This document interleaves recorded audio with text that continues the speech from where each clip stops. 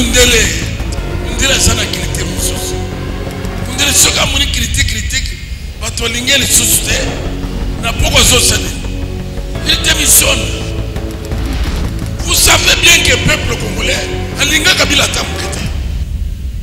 mutu nyonso akangami na ye babeti ye biso nyonso babeta biso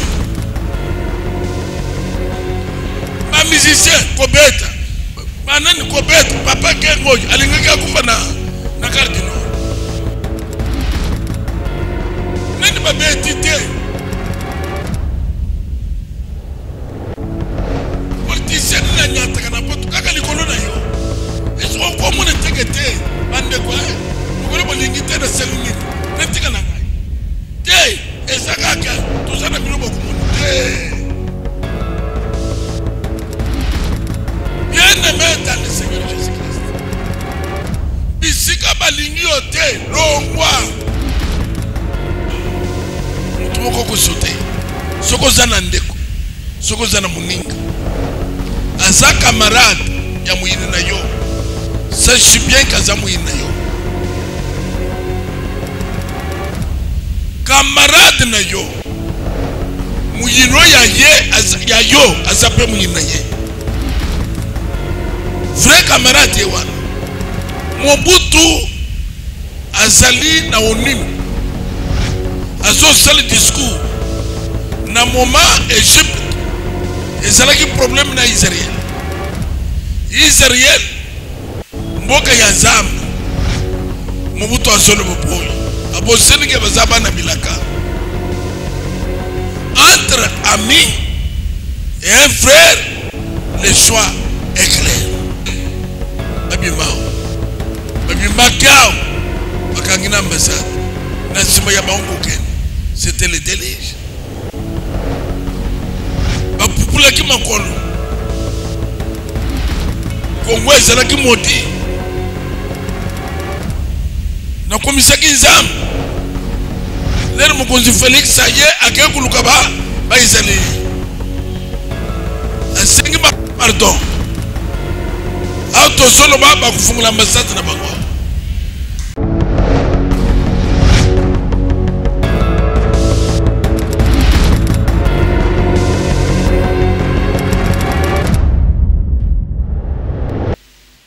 nena kolo belanga amen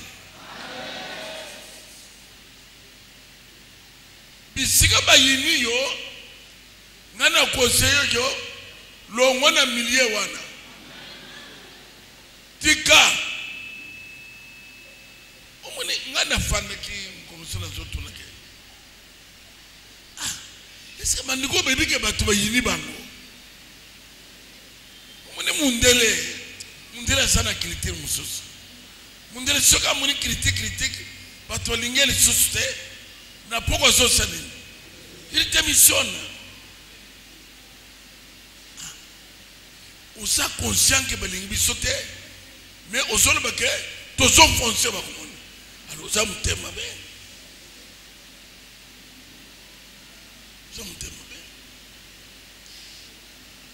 na pese ba ndeko toli ne bisongo mukunzini na salaka vraiment batuno so balingi été. Vous savez bien que le peuple congolais alinga kabila tamukete mutu nyonso akangami na ye babeti ye biso nyonso babeta biso ba musicien kobeta banani kobeta papa kengo alingaki akufa na cardinal nani babeti te politicien na nyataka na poto kaka likolo na yo eso ko mona tekete bande kwa lokolo bolingi te na salinini na tika na ngai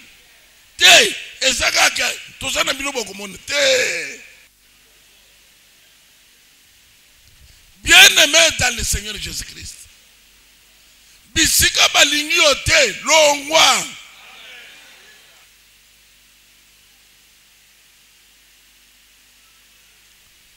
garçon moko azalaka botete azalaki nani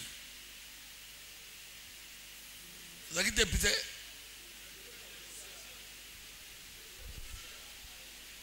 azokende pa na ye oyo azali lokola garde corps ya ye ya mikolo nyonso zoka muyini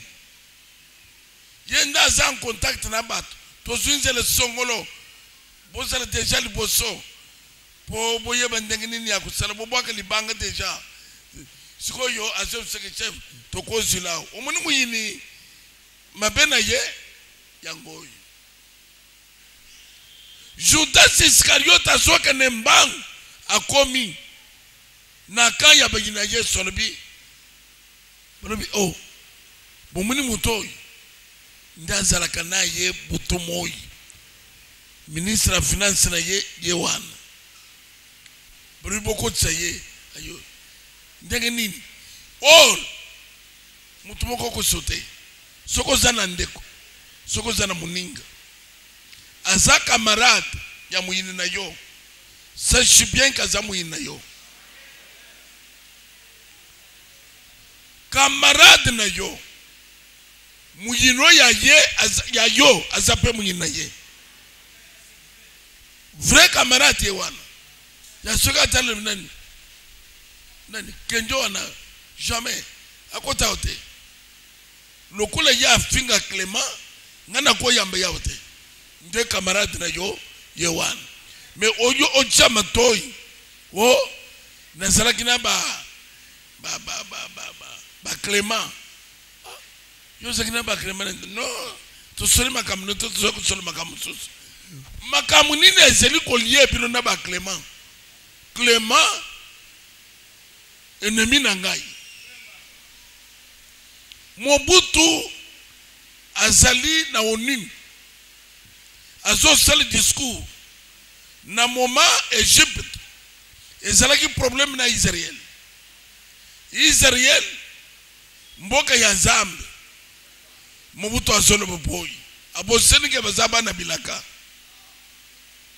entre amis et un frère le choix est clair